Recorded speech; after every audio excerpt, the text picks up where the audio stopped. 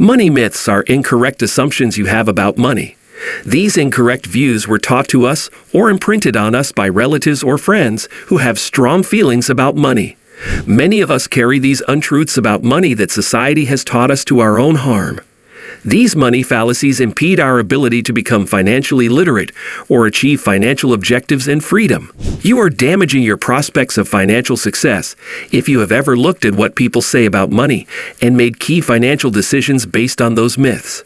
While the majority of us have no understanding of what these money fallacies are, some of us prefer to disregard these financial red lights. If you want to have a better connection with money, you should be financially educated and dispel these financial money misconceptions. Number 10. A six-figure salary will buy you happiness. Your credit card can not only help you track your spending, but it can also help you stay on top of your budget. Some credit card companies categorize your purchases, allowing you to obtain a complete spending record of all your transactions. Visualizing how much money you spent on gasoline, restaurants, travel, medical services, products, and other items from your credit card bills will help you track and control your spending. Setting a spending limit on your card that is lower than your credit line is a good idea. Some reputable credit card holders strive to keep their credit usage ratio at or below 30%. Credit usage is the ratio of current credit use to the total credit available. Keeping your balance a comfortable distance below your credit line makes it easier to pay your monthly statement in full. When you feel more at ease with your credit card, you should consider using it as a budgeting tool. If you have a rewards card, your credit card may offer greater incentives as your credit improves. When you budget with a credit card, it's surprising how simple it is to keep track of your finances. Number 9. Investing is only for the rich and debt-free. According to Ransom Cooper, the notion that investing is only for the wealthy is out of date. Similarly, she emphasizes that it is not necessary to pay off all of your debt before beginning to invest. These myths can hinder young professionals from taking advantage of opportunities to expand their money. According to Ransom Cooper, the concept has undoubtedly discouraged women and people of color from feeling confident about investing.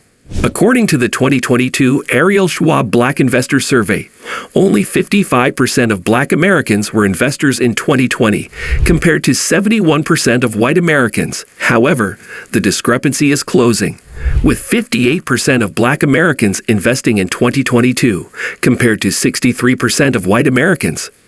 According to Ransom Cooper, investing might become more appealing to young professionals through education and conversation. Furthermore, young professionals are not required to wait until their college debts or other outstanding debts are completely paid off before they may begin.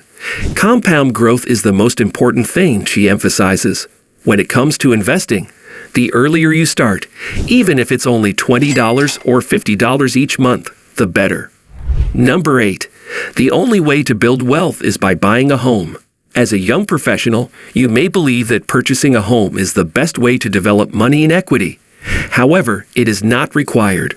There are so many different ways to build wealth nowadays, adds Ransom Cooper. I hear it a lot from my clients. Why do you want to buy a house? I'll inquire. I don't know. My parents just told me I should have a house, they'll say. Rather than buying a home to tick a box on a parent's how to be wealthy checklist, Ransom Cooper advises young professionals to know what their personal strategy is and what makes the most sense for them. Investing early in life and increasing your retirement savings, for example, are excellent strategies to develop wealth outside of the real estate market. Number 7. Keep your savings and checking accounts in the same place. It is a fallacy that it is always best practice to store your savings in the same location as your checking account. In fact, keeping all of your money in one main bank is not optimal, according to Ransom Cooper, especially since brick-and-mortar banks typically have very low interest rates on savings. You're passing up an opportunity to take advantage of higher interest rates through online banks or higher-yield savings accounts in general, she adds. She advises young people to shop around for banks that provide different yearly compound interest rates or minimum deposit amounts. Number 6. You can't talk about money. If I casually asked you today how much money you make in a month, do you think you'd be willing to discuss it without hesitation? No, you are not alone. Many of us can't just talk about money. We are overly cautious while having these conversations and would prefer not to be asked about money. In some communities, discussing money is frowned upon. If you want to advance financially, you must be willing to have open discussions about money. This is where you will share ideas and tactics for achieving your financial objectives. It's a misconception that you can't talk about money, even casually. Number 5. Lottery money doesn't last. There have been just too many instances of people wasting lottery money to assume that this money myth is not true. How many instances have you heard of people who won the lottery or money from betting or gambling and promptly went bankrupt? While not actively working hard for this money may explain why people desire to waste it, lottery money will not last if you do not practice financial discipline. You may win the jackpot today and choose to invest in assets such as real estate, which will enhance your wealth over time. The idea that lottery money does not last is one that must be dispelled. Number 4. Money isn't everything. Consider this. Can we survive without money?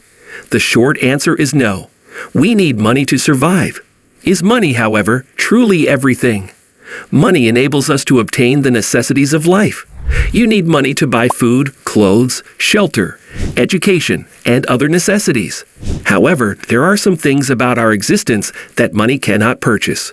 For example, spending genuine quality time with family and friends and knowing that they love you.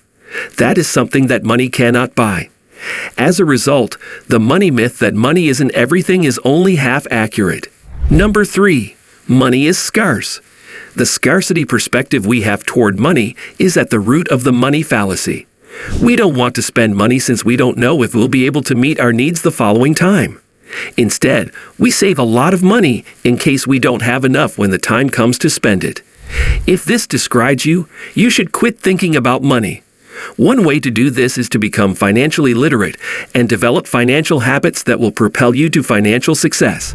Begin budgeting, saving, investing, and starting a business to earn money both actively and passively. Don't just complain about how difficult it is to get money when you're doing nothing to change the problem. If you invest in the correct assets or adopt an abundant money mindset, there is no such thing as a finite quantity of money. Number 2. Money changes people. This money myth is only partially correct. When you have money, you can raise your living standards to be more comfortable and afford things that make you seem nice. However, when individuals say this, it frequently has a negative meaning. They claim that when you eventually make a lot of money, your personality changes. This is a financial misconception. Money can only improve who you are.